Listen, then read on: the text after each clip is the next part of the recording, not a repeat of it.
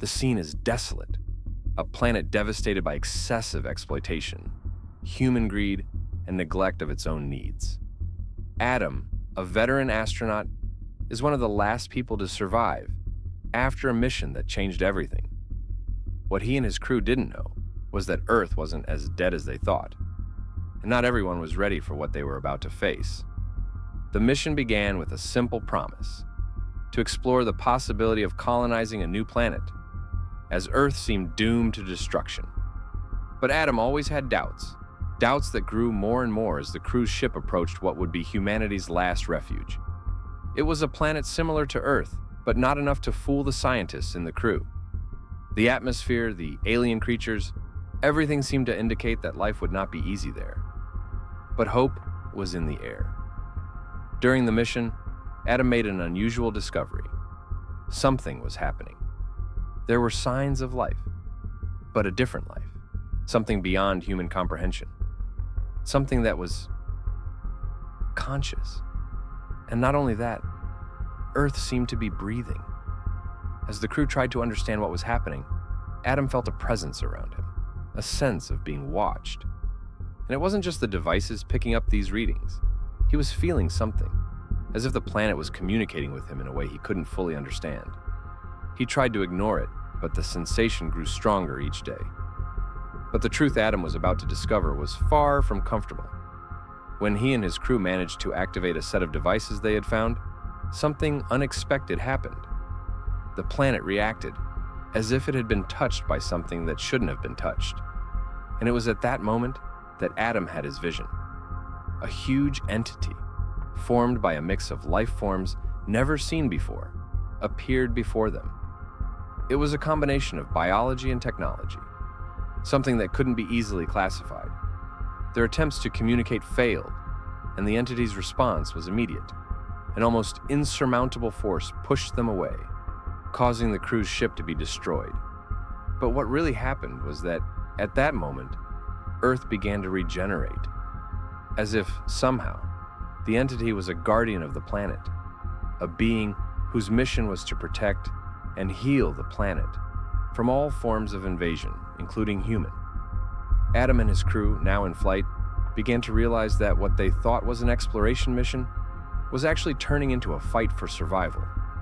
The entity, which seemed to have merged with the planet itself, was reacting more and more aggressively. The plants and animals around them began to mutate, becoming hostile, and the atmosphere, which before seemed like a simple barrier for human life, now seemed to be in sync with the planet's new essence. Adam and his crew began to realize something terrifying. They were no longer on a dead planet adrift, but on a living Earth, with consciousness and intentions. And everything the Earth seemed to want was to drive away the invaders. Every attempt to explore deeper into the planet resulted in new hostile responses. What Adam began to understand at that moment was that Earth, in a way, was defending itself. It was a reflection of what humanity had done to its own home. The planet was tired of being exploited, and now it was reacting, like a living entity that demanded respect. But there was something else, something Adam couldn't stop noticing. As Earth regenerated and became a new force, he began to feel a connection with the planet, as if he, somehow, were an extension of its own consciousness. It wasn't a feeling of control, but of acceptance. He knew that the fight against Earth was not a battle they could win. It was a battle to coexist. As the crew faced the immense challenges of a world that was rapidly evolving, Adam had an even deeper vision. The real enemy was not Earth. It was humanity's lack of understanding. If humanity wanted to survive, they would need to learn to live with Earth, not against it. Attempts to establish communication with the entity increased, but Earth's responses were clear. It didn't need humanity. It was healing itself. But there was a part of Adam that refused to accept this as the end. Humanity, even with all its flaws and mistakes, still had a chance. A deeper understanding was needed, an adaptation to the new form of life that Earth was becoming. At the final moment, Adam made a difficult decision. He would connect with the entity, attempting to do what seemed impossible: establish mutual understanding.